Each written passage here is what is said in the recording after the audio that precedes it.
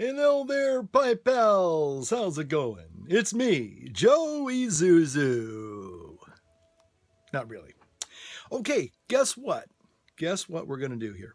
I'm going to show you these here. Hopefully these are showing up here. These are the pipes that I think I want to try to work on refurbishing, restoring. And there we go.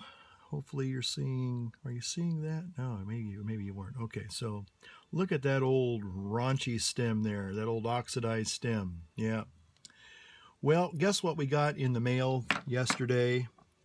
Here's another stem. I think I've shown this before, this stem and this pipe. And one of my beloved Petersons, again, a pretty gnarly looking oxidized stem. Okay. So I'm going to try another oxidized. This goes off one of my old-timey calabash. Okay. So what I'm going to try and do is I am going to, believe it or not, I got my buffing wheel, and the cool thing was that it actually came with the actual buffing pads. Who knew? Which was incredible. And I've got the compounds that I need. I'm going to use a white diamond, and I'm going to see if that'll do it. And then I got the carnauba wax as well for the finish. So we're going to go here in just a moment to where the machine is. It's out in the old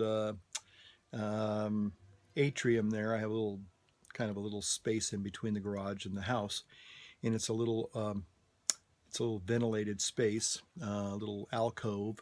So we're going to try and start to buff out and polish and restore these pipes using my new buffer. Okay, so here is the actual buffing wheel. And I'm really happy, at least right now, because when I actually opened it, it looked like it was going to be a grinding wheel with the grinders. But for some reason, and I was thinking, okay, I need to get the cotton one for the wax and the polish, and the other cotton one for the white diamond. And see, I'll show you. They have a carnauba wax here.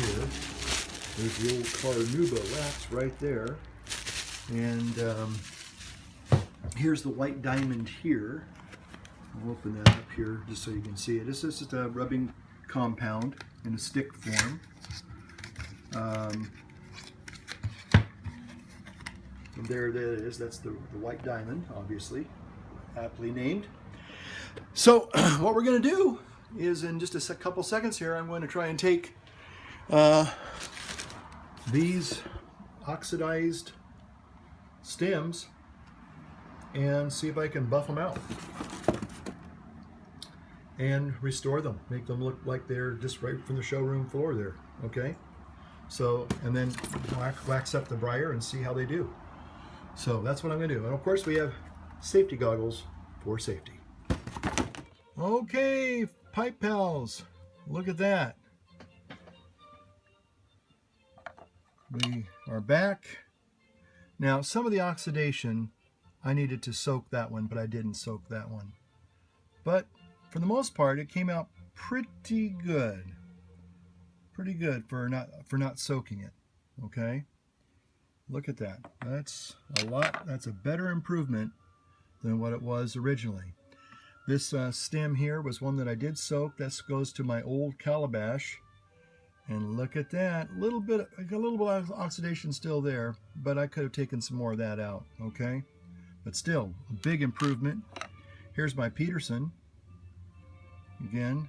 Now, I didn't use all of the rubbing techniques. But I didn't use the Tripoli. Tripoli probably would have taken it down a little bit more. And then this beautiful thing here. Yeah, she's a good girl. Look at that. Look at that. So again, here you go. Finally figured out the buffing trick. Now, you got to see old Holy Smoking Pie Padre here. I don't know if you can see me, but I am just covered with lint and dust. I should have worn a face mask. I wore my goggles. What do you think, huh? I can go swimming now. Okay, I probably need to go swimming. Anyway, so we'll be back with some nice clean pipes, and we'll talk to you in a moment. Bye. Well, howdy, pipe pals. How you doing? Let's try this again. Well, Holy Smoking Pipe Padre back here with this beautifully, well, I wouldn't say super beautifully buffed out pipe, but it's getting there. A lot better than what it was. Anyway, so I just wanted to get on here and kind of just share a little bit of lessons learned now that I've been reintroduced to pipe buffing again. I've been wanting to smoke this pipe for a long time, but it was just so grody and nasty. I just didn't feel comfortable doing it. So anyway, couple of things. One of the things you're probably seeing right up here are the actual buffing wheels that I really want to get. Now, I think you saw in the earlier video, the intro, that it did come with a cotton buffing wheel, actually kind of a utilitarian buffing wheel and then a little bit softer one. But the ones right up here, if you can see up here, these are the ones that actually you really want. And I think that will make the buffing a lot better. Higher sheen, higher gloss. So anyway, so I'm going to order that stuff, and the only question I might have at this point is, will I be able to interchange those buffing wheels? But it looks like it comes with Tyrolean, some Carnauba wax, and some white diamond, and plus that changer thing. So anyway, a couple of things that I learned. One of the things that you want to do is get a stem holder. One of the guys, I don't know if it was Jay Allen. Was it Jay Allen? Anyway, he had a little thing that you can stick your stem on so you can buff it.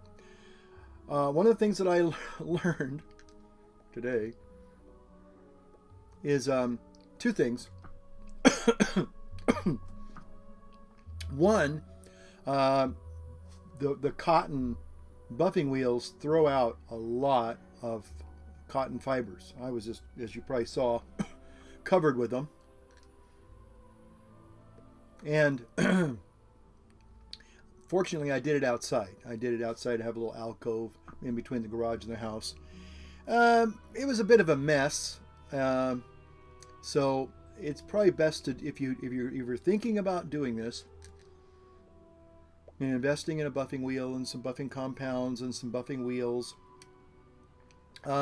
make sure you probably can somehow have an outdoor patio, because if you don't, if you're going to try to do it indoors, you're really going to want to have some kind of a vacuum system that will vacuum, keep all the particles, the dust particles, down to a minimum and not spread throughout your house.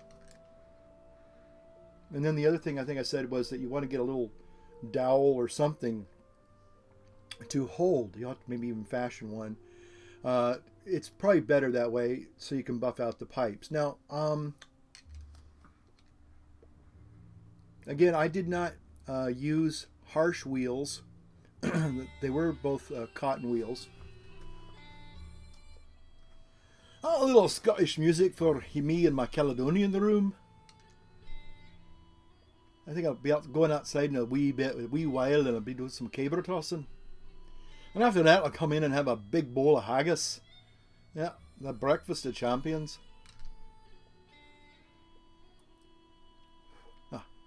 Anyway, so if you have one of those little tools, you can, it's a little bit more, I think it's a little bit safer. Now, two things I learned, again, and I did it once before. I think I did it like to one pipe. Now, the one reason why I probably burned the finish on the other pipe was because I had the wrong kind of buffing wheel. There are hard cloth ones, and there are soft ones. Now these were soft, but not as soft as these other ones, but they were soft enough to where they didn't burn the finish on the pipe. Also, I did not do what I did the last time. I used one wheel to, use compound and wax, and that's just not good. So again, lessons learned. Also, the other thing was because I didn't have the little dowel tool, a couple of the stems. I wasn't being careful, and as Matches shows in his video, he has a buffing video too. You got to be careful the angle that you attack that wheel with, because if you aren't careful, it will knock it out of your hands. Probably even if you had a tool, it would still knock it out of your hands. Most of the time, if you're thinking about it and you're really concentrating, you won't have any problems. And again, if you're even close enough to the edge there, that cotton's not going to hurt your fingers. So it's not like a wire wheel or something that would bloody your hands real quick. These are cotton, so they're not going to hurt you really, but you really don't want to be getting your fingers obviously inside a moving object. But anyway, the third lesson learned was when it would take the stem and throw it down, it would just tear it out of your hands and knock it out of your hands, and it would just throw it into onto the floor. Fortunately, I put the buffing wheel on a little, my brother's little foot locker, so it was only maybe a couple of feet of that off the ground. So it would hit the foot locker and then bounce. And I gotta say, vulcanite's pretty tough stuff, because I was afraid I was going to crack the vulcanite, and it did it on all three of the pipes that I was playing with. It did it once, because I got in a hurry. So you want to make sure that you're not in a hurry.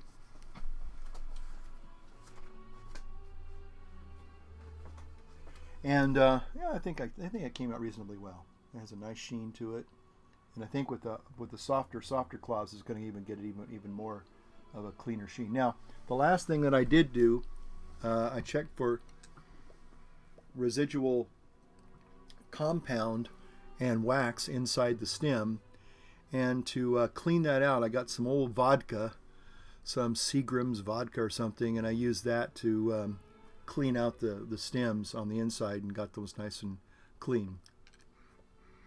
The only problem is that when you're doing that, after you've polished them, any bit of alcohol will begin to take the shine off. So you have to be kind of like, it's a little bit of a trade-off. You have to be careful that you don't undo all the work that you just did by polishing them out and highly buffing them and polishing them with the alcohol. So, but anyway, but you don't want to be obviously having that compound or the wax build up inside the stem. That you don't want that, or any other lint particles that also might have accumulated. But I'll tell you, I'm really happy. Now the other thing too, and again, it might be the buffing wheels, because they were not quite exactly like here in this advertisement. Those are the ones you really want. They kind of look like thin pancakes, and they're very, very, very soft, and they're ideal for polishing. So that's the system that I will be ordering either tonight or tomorrow. So anyway, that's basically it, and it's kind of a nice little. Again, what I was really kind of fighting against was this whole thing of when you're not 100% sure what you're trying to do. I mean, you know what you want to do, but you're trying to find the right tools. Remember, one of the great lines in one of the Star Trek movies was when Mr. Scott was, I think it was Star Trek 4, maybe? Anyway, when they were trying to get the Enterprise, the new Enterprise up and running, and it was all falling apart, even though it was brand new. And Scotty said, how many times do I have to tell you? The right tools for the right job. And there's a lot of truth to that. And one of the things that I like working with tools. Again, I've been watching a lot of interesting stuff on my vacation. A thing about people that actually refurbish World War II tanks. It's incredible. And I was going to do this here real quick. Oh, the other thing too is I probably should have put this in the oxidization was pretty deep, and I probably should have run these through the OxyClean to really get that out. But I think was it Tyrolean, or I forgot what the name of it is, but it's a more grittier rubbing compound. But sometimes it's oxidation. You gotta soak it out. So anyway, so I thought, well, all I'm doing is trying to buff out pipes. I mean, I'm not trying to build a tank or something. But again, when you try to get mechanical things, and again, you're not 100% sure what it is that you're trying to do. Again, it's a simple thing. I know that. Most of you go, come on, man, it's a simple process. Don't make it complicated. And you're right. But that's the one thing I don't like about projects like this, is because it's like sort of like once you decide you're going to do it, then then it kind of like, it's like being a homeowner. You homeowners out there, Stogie Farts and his quadroponics or aquaponics. I mean, you go to the hardware store and you think you got everything you need, and then you find out you're missing out one little valve or one little piece that needs to run the whole thing. A little pump, but you need to now a switch to run the pump. It just, it gets ridiculous. So if you have a workshop, kind of like Matches and Joe Case and stuff like that, then Bob's your uncle, Sally's your aunt, and it's just, no problem. But when you're kind of trying to set one up for the first time, you're saying, well, what do I need, in order to make it really work and get the right tools, again, for the right job? Well, sometimes you can find yourself, being led on a wild goose chase, because, you go, well, that's what and you find out you ordered the wrong part for the wrong machine, and, So anyway, but I am very satisfied. I have to say my little vacation, this is the last day of vacation, and then tomorrow it's back to work. And but I feel relatively successful, satisfied that I had a fairly good vacation. I didn't overindulge. I had a few comments on one of my last videos about this Dr. Noon Amen Ta or Ra or something. And although I have to say I'm still impressed with the video, a couple of you said, "Oh, the guy's a fake. He's a snake oil salesman. It's all hype. It's not real." And I appreciate your comments. Those of you who took time to watch the video and get back to me and give me your impression. But I would say, whether or not he's trying to sell you something or sell me something, because I haven't bought anything from him. The thing that I would say, I have to say I believe is this whole concept of intermittent fasting, and that I have discovered, and this is my own personal experience, and I'm not trying to sell you anything, but I have, and I continue to discover, it's 4:45 now. You know what? I wanted to check something real quick. I got an email from one of my priest friends. Okay. I had to ask him to fill in for me on Wednesday. Isn't that cool? I can do it all from my watch. So anyway, but I have um, I have verified that you can eat one meal a day and you will not waste away. And I'm just saying that's true. In fact, one person said, I don't disagree with the intermittent fasting part of it. I just disagree with the fact that the guy is trying to sell his program, which is kind of very dubious. He has a website, and I was thinking about going on it just to see exactly what programs or what kind of a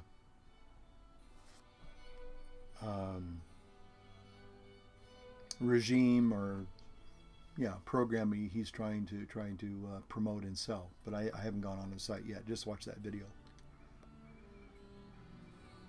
But I'll say that I'm learning that you can eat one meal a day, and I've met other people who have done it too. So it's not like, well, that's one person, and forgive me, I'm not picking on you, and I forgot your name. But you said, hey, I got a video, you got to watch this, and a guy named Jason Blaha, who I have heard of, he's of all things, I think he's doing a reloader and talking about this video I shared with you the other day.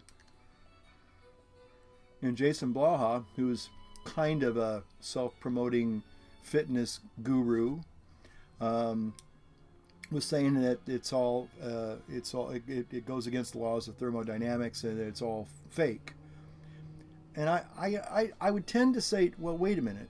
Again, okay, for example, in 10 minutes I'll have 24 hours fasting, just coffee and water. I've worked out today. I don't have super big rippling muscles, but I'm not skinny either. And I haven't wasted away, and I've been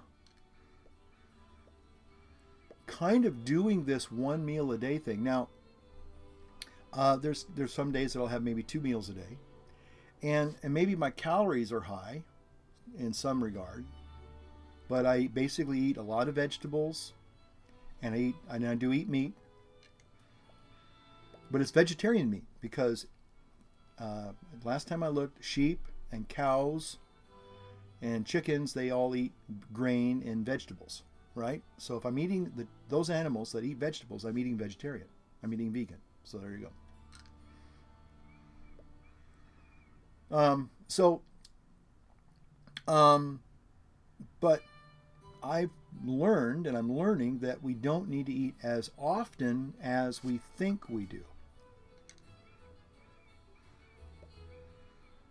And I think the other thing about autophagy or autophagy, where basically when you're in a caloric deficit, your body does begin, because it's not digesting food, it can begin the repair programs that hardly ever get activated in a lot of us.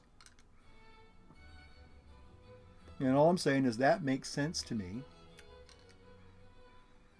And I have literally proven it to myself that it works. When I lost the majority of my weight 2.5, 3 years ago, so actually it's a little over 3 years now,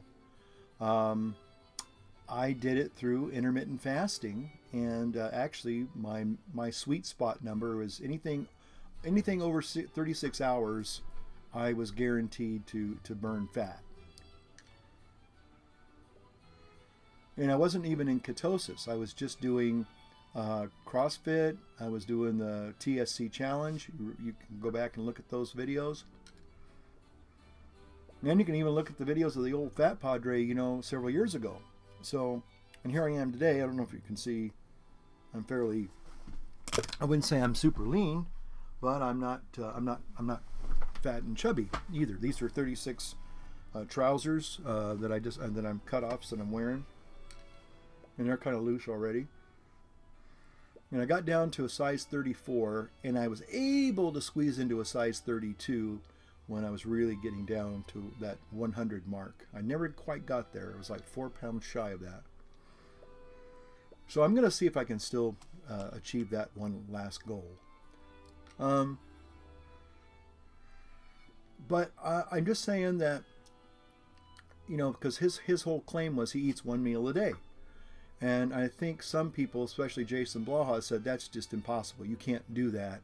You'd be a skeleton if you did that. Well, I'm here to tell you, I beg to differ. I just don't think that now again, I know that I don't get super skinny when I eat that way. In fact, it is quite refreshing to do that intermittent fasting, and if I even do the 36-hour one, because my body begins to, not only does it digest the food that I've already eaten the day before, but it begins to do that autophagy thing where it begins to break down the inferior cells that need to be repaired or expelled, whatever. It begins to feed on the adipose tissue. That's what ketosis is all about, you know, fat burning as opposed to if you have lots of glucose in your liver and your muscles, you know, it's never going to get at the adipose, the excess fat, because it doesn't need that for fuel because it's already got fuel going on. But if all of a sudden it has to dip into the fat reserves, which is kind of God made it that way. We carry our little bit of a refrigeration with us, our little food stores with us. Kind of an interesting thing. And then we get into real ketosis, fat burning, fat adaptation, and Bob's your uncle, Sally's your aunt. So anyway, you know, pipe restoring, you know, body restoring, spirit restoring. It's all good stuff, guys, gals. All good stuff. And so I'm hoping you're having a great Friday evening, and you're having a great summer. I mean, today was just another one of those idyllic summer days. So I look back on my my little vacation, and I'd have to say I'm satisfied. I got a chance to visit some friends, got a chance to play with my little kitty cat. Maybe I'll throw in a little Elsie video here. Got a chance to kind of get this new project off the ground at least. I kind of feel like I've got the beginnings. It's not perfect. It's not perfected yet. But at least I've got a great start. And if I can get the other buffing wheels and make sure I can interchange them with the new motor that I got, I think it's going to be pretty good. Be a nice little fall thing I can do on the patio. Buff out some pipes and, you know, just keep my pipe collection looking really great. Okay, so anyway, I've been enjoying this pipe with you.